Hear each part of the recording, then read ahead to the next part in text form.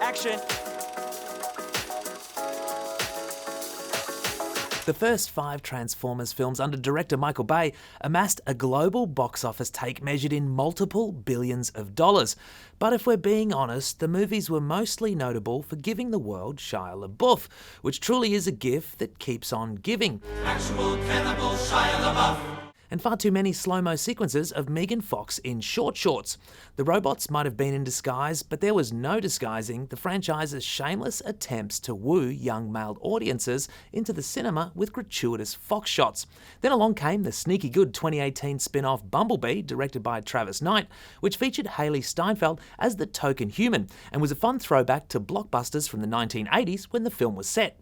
What separated Bumblebee from previous films was that Steinfeld's character was actually vaguely believable, which was a change from earlier Transformers installments where the CG talking machines felt more realistic than the humans. I got your webcam so we can chat 24/7. Sounds cute, I can't wait. Transformers Rise of the Beasts continues the trend of authentic humans by featuring In the Heights star Anthony Ramos, who plays Noah, a former ex-military electronics expert trying to support his family in Brooklyn.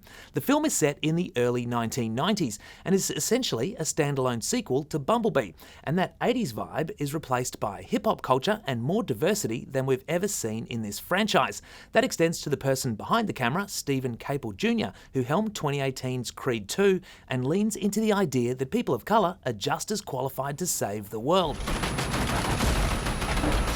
Said saving is required after a bunch of Terracons arrive on Earth led by Scourge, who's voiced by Peter Dinklage. You can't fight the inevitable! Scourge is the top henchman of Unicron, a planet-eating machine who has dispatched his minions to fetch something called the Trans Warp Key, which will give him access to an infinite number of worlds to devour. How big can this guy be?